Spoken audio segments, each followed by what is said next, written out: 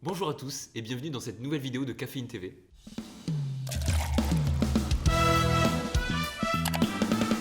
Aujourd'hui on se retrouve pour un café gourmand et plus particulièrement pour une petite pause culture. Ah oui, il y a de nouvelles personnes dans le groupe, mais bon ça... Alors aujourd'hui... Oh, attends, on se présente, eh. Voilà, moi c'est Corentin Salut, moi c'est Nathan, et on a rejoint l'équipe en début d'année pour vous proposer des vidéos masterclass. et on est très content d'être là et on espère vous proposer un bon contenu de qualité. Alors c'est parti, on commence? Bon, maintenant que les présentations sont faites, on va parler des différents sujets qui vont être au vif du sujet. Voilà. Aujourd'hui, donc, on va parler de séries, de films. On va parler de Arcane, qui a provoqué beaucoup d'engouement, de hype, notamment le live-action One Piece qui a été annoncé récemment, et le dernier Spider-Man, Spider-Man No Way Home, qui est sorti le 15 décembre en France dans toutes les salles. Ah, ça promet d'être un programme intéressant pour ce café gourmand. Donc on peut commencer tout de suite par Arcane. Allez, Arcane, c'est parti. Générique.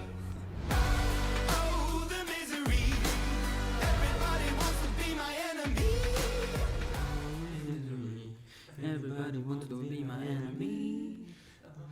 Ouais. Ok. Arcane c'est quoi? parti. C'est une série Netflix qui est sortie récemment, 9 épisodes de 40 minutes. Ouais, disponible sur Netflix donc. Voilà, qui sont sortis 3 épisodes toutes les semaines du coup. Ouais, c'est Exactement. important à dire, je pense. Produit par le studio Fortiche, studio français, C'est français, important. en collaboration avec Riot Games, qui s'occupe de l'univers du jeu League of Legends. Ah, donc un éditeur de jeux qui se lance dans pourquoi pas dans une série Netflix. Ça a déjà été vu avec Ubisoft, hein. Ouais, c'est pas la première fois que ça arrive, et puis c'était assez intéressant de voir ça au grand écran. Puis aussi, c'est quelque chose de nouveau pour Fortiche, puisque auparavant ils avaient fait que des clips musicaux avec Riot.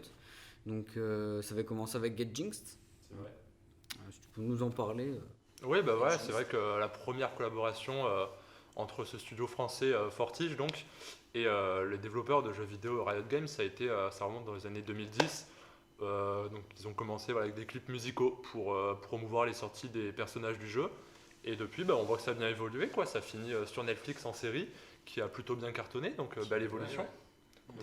Des gros scores, on a vu aussi. Des genre, gros scores, ouais. En audience, des nouvelles personnes qui regardent, qui jouent au jeu aussi. Voilà, ce qui est quand même assez incroyable, c'est que ça a touché aussi plein de gens qui s'intéressaient pas au jeu de base ou qui le laissaient de côté. Après, cela dit, on ne conseille pas aux gens de jouer au jeu juste parce qu'ils ont vu la série, quoi, parce que ça Oui. diffère vraiment. C'est pas la même chose. Après, voilà, donc Corentin, toi, tu as jamais joué au jeu. Voilà, ça, T'as moi, regardé la série je suis le seul ici qui ait jamais joué, je connais même pas le jeu, limite. J'ai regardé la série sur ses conseils, et vraiment, c'est une des meilleures séries que j'ai regardées depuis très très longtemps, vraiment. 9 épisodes qui passent tout seul, je les ai regardés en une soirée. L'histoire, super bien, les personnages très bien écrits, l'animation et la musique, rien à dire, vraiment une série, je conseille à tout le monde, même si vous n'avez pas joué au jeu, vraiment, c'est vraiment pas important. Vous qui avez joué au jeu, peut-être que vous l'avez vu différemment, mais moi, même sans, j'ai vraiment kiffé. En fait, ce qui est bien, c'est que grâce à cette série Arcane, il y a des personnages qui ont pu être plus développés qu'avant. Par exemple, Jace, qui de base n'a pas un lore très construit, je crois, pas très développé, quoi. Il y a quelque chose de très bien qu'on peut faire avec Victor aussi. Et ils ont réussi à faire quelque chose d'assez génial quand même, avec des personnages qui manquaient d'histoire, quoi. Et ce qui est bien aussi, c'est que ça se base sur l'univers de LoL qui est extrêmement développé. Ouais. Et là c'est une petite partie de l'univers, mais l'histoire et le scénario sont très bien écrits, de sorte à ce que même quand on ne connaît pas le jeu, etc., Voilà, c'est ça. la série est très bien. Moi, du coup, qui connais pas le jeu, ça m'est arrivé au cours de la série de demander à des personnes des détails sur un personnage, sur la ville, sur ce qui se passe, pour peut-être avoir des détails supplémentaires, mais même sans ces détails-là, tu peux totalement comprendre, ils t'expliquent tout, ils mettent Ouais. tout en place pour que ce soit accessible à tout le monde. Et c'est vraiment super. Alors, tu disais tout à l'heure aussi que tu avais beaucoup aimé l'animation. Ouais. C'est vrai que c'est une très belle série. Graphiquement, voilà, en direction artistique, il y a une touche particulière, je trouve. Du coup, Nathan, l'animation, c'est ton domaine. Tu peux nous en dire un petit peu plus? Bah oui, ouais. C'était très intéressant de se renseigner un peu et de voir qu'est-ce qui fait la particularité, donc ces personnages des décors. parce que ça donne un effet 2D au final. En fait, ça s'explique par le fait qu'ils utilisent des textures en 2D qui vont coller sur le modèle 3D. Donc ça donne ce petit effet intéressant. Et pareil pour les décors, tous les décors ont été peints à la main et avec une technique, un logiciel qui va étirer ces décors-là pour donner du relief, de la profondeur à ces décors pour qu'ils puissent être utilisés dans une scène en 3D. Et le résultat est bluffant. Hein. Ah oui, non, le Clairement. résultat, rien à dire, très belle, très beau. Et moi, vraiment, au-delà de l'animation, vraiment, ce qui m'a marqué, c'est les musiques. À chaque scène, j'étais vraiment marqué par la musique, c'était vraiment impressionnant. Les scènes tristes, elles sont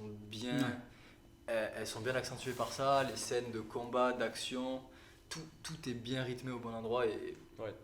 j'avais rarement vu ça. Après, voilà. Pareil, on a ce petit jeu de vinyle dans le bar aussi. Ouais, et puis on peut dire aussi quand même que les musiques, c'est pas n'importe qui en partie. On parle quand même d'Imagine Dragon, Oui. un des plus grands groupes de musique au monde. Imagine Dragon. Imagine Dragons. Mais non, c'est vrai qu'en plus, ils avaient déjà collaboré puisqu'ils avaient fait Warriors avec Riot. Une de mes Mais, musiques préférées aussi. Mais là maintenant avec Enemy, ils ont fait vraiment un carton parce que l'opening est démentiel quoi. Que ça soit la version opening courte qui est très orchestrale ou la version vraiment Qui est Imagine Dragons musicale. qui est à part. D'ailleurs le clip qui est fait aussi par Fortiche d'Imagine Qui en fait Dragons. donc de nombreux clips pour League of Legends, pour Riot Games. Ah oui, par contre, du coup, j'en profite aussi parce que j'ai oublié si on peut encore donner des statistiques donc sur Arcane. Il y avait 300 personnes qui travaillaient sur la série au studio Fortiche. Comme on l'a dit, un studio français à Montpellier et à Paris. Et en Espagne. Et en Espagne. Et voilà, il y a 300 personnes, ils avançaient quand même à un rythme de 0,7 secondes par journée de travail. C'est long, c'est très long pour. Ah oui, Ça montre à c'est- quel point pour les le épisodes. travail était immense. C'est ça. Faire une série 0,7 de cette secondes, qualité. c'est-à-dire que tu fais même pas une seconde en une journée Exactement, alors que t'es 300. c'est ça. Et Tu peux mieux faire peut-être. Ah non, clairement pas, mais je sais pas, je connais rien à l'animation, mais vraiment ça me paraît Et pour les pas tec- énorme. Quoi. pour les techniques d'animation aussi, tu dis que c'était fait à la main. Et c'est tellement fait à la main que même pour les animations des personnages, c'est pas du motion capture. Oui. C'était fait vraiment clé par clé à la main sur logiciel. Puis, comme dit précédemment, c'est un truc de grande envergure, Arcane, parce que voilà, il faut rappeler qu'avant, ils faisaient que soit des petites animations, comme ils ont pu faire avec Marvel, il y en a sur leur site, qu'on vous conseille d'ailleurs d'aller voir, parce qu'il y a pas mal de trucs qu'ils font. Et puis surtout que les seules choses qu'ils avaient fait avant, c'était les clips avec Riot, Ouais. donc ça prenait beaucoup moins de temps. C'est un nouveau projet, Voilà. inédit pour. Et pareil, du coup, on a tous aimé la première saison. Il y a une saison 2 qui a été annoncée. Donc, On a encore hâte. mieux, on est très hâte. Voilà, Encore une fois, on a hâte. va falloir être patient, je pense, parce que du Oui, mais coup, pas c'est- autant patient que la Oui, pas première autant, saison. mais ouais. ça risque quand même d'être long. Vous avez dit les stats et tout, ça risque quand même d'être long. En plus, si on veut un truc de qualité comme la première saison, faut pas que ce soit bâclé et qu'il se dépêche de la sortir. Ouais, c'est sûr, Donc, coup, faut être patient, mais ça arrive et ça va être cool. tout à fait. On sera là, à peu près en 2023, selon les informations. Exactement.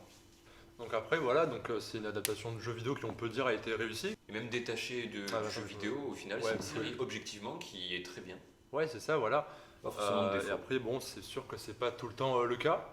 En termes d'adaptation, des fois on a des adaptations ratées. Face à... Je pense notamment à des adaptations de films, des adaptations en film d'autres jeux vidéo ou même de séries animées.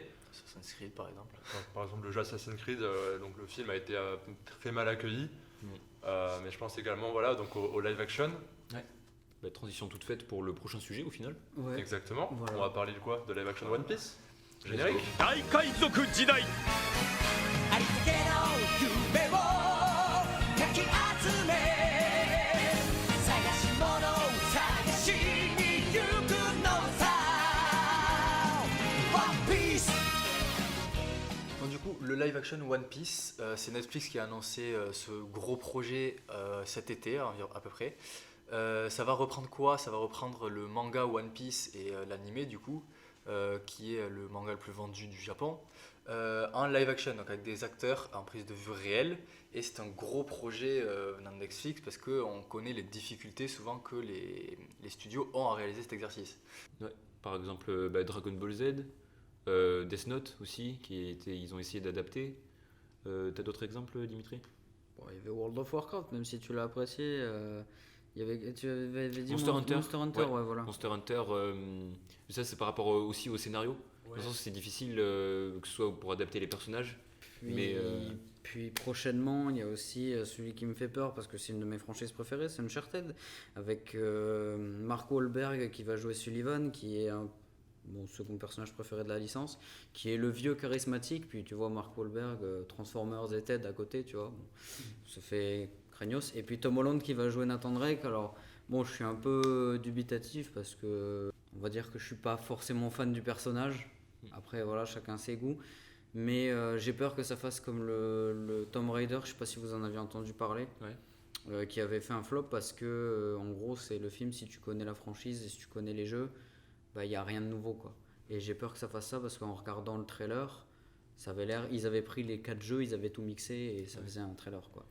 C'est vrai que c'est compliqué pour adapter les personnages. C'est ça, Au niveau du d'adapter casting, c'est- d'adapter des personnages fictifs avec des proportions pas toujours humaines par exemple. Ouais, Puis même aussi au niveau du visage, si on est habitué à une voix ou un visage, voilà. Tout à fait, tout à fait. ouais, et surtout, comme il disait, sur des séries qui sont animées de base ou manga, les proportions, les caractères design sont très rarement reliés ou réalistes, voilà c'est ça.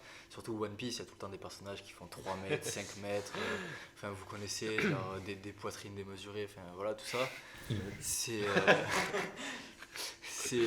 c'est pour ça que ça fait peur à beaucoup de fans qui, du coup, One Piece c'est une franchise avec vraiment énormément de fans. Et moi, perso, je pense que ça peut être réussi. Le casting, je suis content vu qu'ils ont été annoncés. Je sais pas ce que vous en pensez. Mais bon, il y a des risques. Voilà, après, on a vu ce que ça a donné dans l'histoire, les adaptations manga et jeux vidéo. Bon, Arcane pour le coup, c'était réussi. Arcane a été une bonne surprise. Arcane a été une bonne surprise. Pourquoi pas, Pourquoi on pas. croise les doigts. Après, Il y a le c'est pas du budget. live action. Il y a le budget, il y a clairement le budget. Netflix a sorti le gros chèque. Donc ça peut rendre quelque chose de bien au final. Pareil, grosse attente sur cette série. Et en plus, pour One Piece, cette annonce est tombée dans un une période. moment et dans une période où vraiment ils ont annoncé plein de choses. Ils ont annoncé l'épisode 1000 qui a fait beaucoup parler, qui est même passé au JT de TF1, je crois. Ils ont annoncé un film aussi, et c'est très rare les films One Piece. Donc ils ont annoncé un film, et ça a été une grosse période. Et c'est pour ça qu'il y a une grosse hype autour de One Piece en ce moment, parce que les fans peuvent enfin sortir et se montrer. Et ça fait beaucoup parler, et c'est pour ça que Netflix a une grosse pression autour de leur série, tout simplement.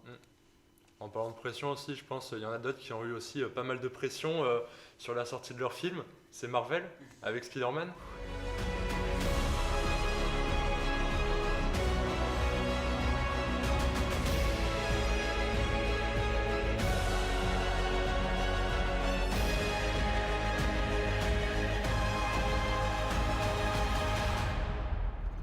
Hello, Peter.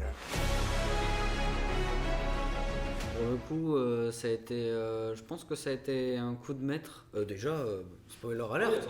Attention. Ah oui, bah. Attention. Spoiler alert. Là, Le film est sorti. Si vous n'êtes pas, si vous n'êtes pas déjà allé le voir, c'est que vous avez raté un truc déjà. Mais... Alors, qu'est-ce que vous attendez en fait? voilà. Ah, juste faites pause, allez voir et revenez. Genre dans 2 heures, Dans à plus peu de près 2 heures. 2h30, ouais, voilà ça. Dans 2h30, vous revenez. On, vous on vous, continuez on le vous film. attend pas, mais vous inquiétez pas.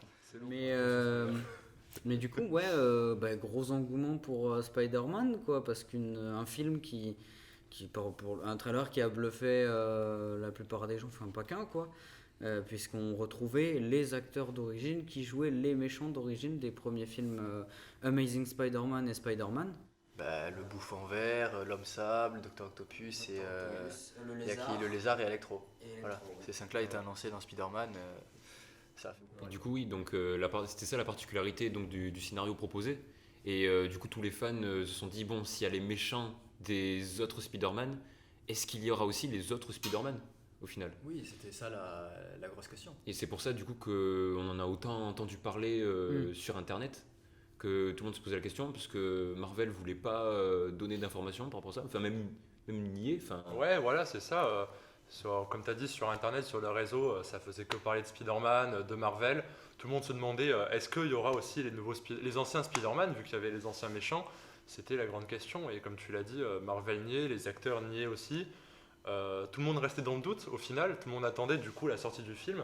C'est pour ça, je pense qu'il a créé Il y a autant de monde hype. qui sont allés. Et c'était le vrai coup de poker de Marvel d'ailleurs, puisque c'est ça qui a donné envie aux gens d'aller voir le film, parce que tout le monde se posait la question, et ils ont réussi leur coup de maître, parce que quand on a vu arriver les Spider-Man, on était en mode, Ouais. ça y est, ils sont là, enfin. Voilà, C'est l'ambiance dans la salle était. L'ambiance, parce que là on est tous allés le voir ensemble. Ouais. Il y avait une ambiance, tout le monde se levait, ça applaudissait, ça parlait. À chaque apparition, c'est une ambiance. Enfin, c'était très nostalgique, mais Ouais. une ambiance vraiment super. Mais on peut dire aussi, genre, il y avait beaucoup de queues. Je sais pas combien de temps on a fait de queue, mais on a fait bien 1 heure de queue avant de pouvoir rentrer. Et ça montre encore une fois que Marvel a réussi son coup, comme tu sais, coup de maître. C'est tout le monde attendait de voir ça. Et c'est pour ça que Ouais. Niveau marketing, c'était très intéressant. Ouais, c'est ça, c'était un bon coup marketing de leur part. Et tout ou rien en soi, puisque si vraiment il y avait autant de hype, d'engouement autour de ce mystère des Spider-Man, et si au final ils n'y étaient pas, il y aurait beaucoup de monde qui était déçu, ça aurait fait un.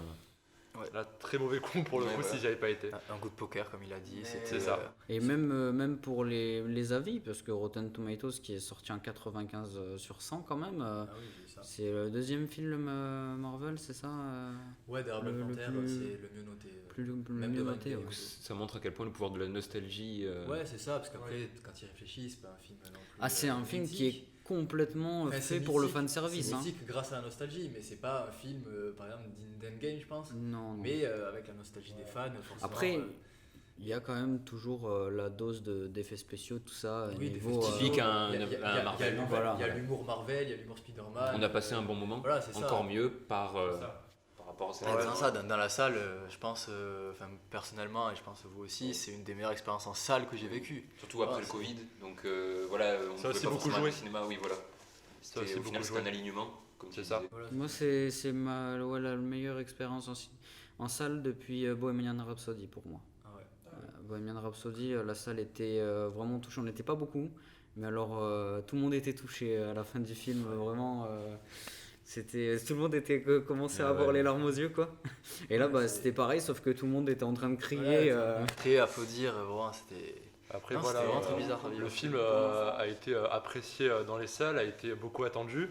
Est-ce que au final, on peut se poser la question, est-ce que au final, il nous a beaucoup apporté pour l'histoire du film et, oui, et voilà, de c'est Marvel ça, en après, général? C'est pas forcément. Enfin, chacun pas. se fait son propre En avis. Après, bien vérité, sûr. déjà, je trouve que le scénario est assez original. Parce que en vrai, ils nous ont laissé avec un film qui finissait sur Quentin Mysterio qui dévoilait l'identité de Spider-Man. Et c'était quand même quelque chose qui n'était jamais arrivé auparavant. Et il y avait de quoi faire. Et je pense quand même qu'ils ont réussi à nous donner un scénario qui tient la route, quoi. Ouais. Parce que franchement, bon après avec Strange en même temps, il y a tellement de trucs à faire que. Ah oui. Au final ça ouvre une nouvelle phase, non Ouais, ça. ça l'ouvre pas totalement, mais c'est vraiment le film qui lance le truc avec Doctor Strangelove qu'ils annoncent à la fin, vu qu'ils mettent la bande-annonce. C'est la première fois qu'à la place d'une scène pas générique, ils mettent une bande-annonce. C'est Doctor Strange, ça va lancer totalement ce délire multivers et tout. Je pense que ça peut partir très loin. En parlant de multivers aussi, il y a Spider-Verse qui a été qui a été annoncé, qui utilise aussi les films d'animation que je vous recommande parce qu'il est vraiment incroyable. Je l'ai pas qui, vu encore. qui a d'ailleurs. un style du coup de texture et d'animation particulier, qui utilise donc là aussi ce système de texture 2D comme sur Arcane. Voilà, donc petit lien. Intéressant. Peut-être une collaboration avec Fortiche. Spider-Man avec l'univers de League of Legends. C'est rien, c'est le multivers. C'est Spider-Man. C'est le multivers. Mais pareil, multivers, c'est quelque chose quand même. Marvel a bien géré pour ça parce que même les Japonais, je sais pas si vous saviez, mais TK from Link to City Sigure a fait l'opening pour la version japonaise du film. D'accord. Voilà. Ok. Ils ont engagé carrément le mec, donc c'est le chanteur de l'opening de Tokyo Ghoul, le premier. D'accord, oui, donc il est pour quand même. faire, il est quand même, voilà, il pour pèse faire dans le game. l'opening du film. Et c'était quand même, c'est que ça a provoqué quand même une vague de fans, quoi, déjà, Spider-Verse, tout ça. Après, International. Spider-Man, voilà, tout le monde sait, on parle de Spider-Man, ça reste quand même ancien. Ça a touché beaucoup de personnes. C'est beaucoup de nostalgie. Après, voilà, comme tu dis, c'était un coup marketing. Et je pense que c'est aussi une des différences qu'on a avec le cinéma de maintenant par rapport au cinéma d'avant. c'est que voilà, ça se joue beaucoup aussi maintenant sur comment le film va être annoncé, quand il va être annoncé, quand il va sortir. Les réseaux sociaux aussi. Les réseaux sociaux, voilà, beaucoup sur les réseaux sociaux. Avant la sortie, ça parlait que de ça sur Twitter notamment. Et je pense que ça joue beaucoup aussi maintenant dans la critique d'un film. Un film peut se faire totalement détruire aujourd'hui avant même sa sortie. Ouais, dans la critique et l'appréciation des fans même, il y a beaucoup moins de personnes qui seraient allées le voir s'il n'y avait pas eu tout cet aspect marketing avant. Et puis même s'il n'y avait pas eu s'il y avait eu les acteurs mais qu'on n'avait pas été hypé autant, il n'y aurait peut-être pas eu un retour aussi unanime autour de ça. Tu vois. Clairement. Et ouais, donc comme tu disais, Sonic qui s'est totalement fait détruire juste avec sa bande-annonce, qu'ils ont dû refaire entièrement. En même temps, le design de Sonic était terrible. Hein. C'était un Pokémon après, c'était bizarre. C'est un Pokémon. Bon, et ben après, maintenant, il va y avoir un Sonic 2, donc c'est quand même qu'il a eu un peu plus de succès. D'ailleurs, on va retrouver Hedgehog. Je sais plus comment. Tails et Knuckles. Knuckles, ouais. Hedgehog, ça va juste te dire hérisson, c'est Sonic. Bah, du coup voilà, donc Arcane qui a été une collaboration ultra intéressante, une série vraiment objectivement très bien. Super réussi. One One Piece, on espère un succès aussi bien qu'Arcane. Et Spider-Man, on en a pensé que du bien. Très nostalgique, mais très bien. Voilà.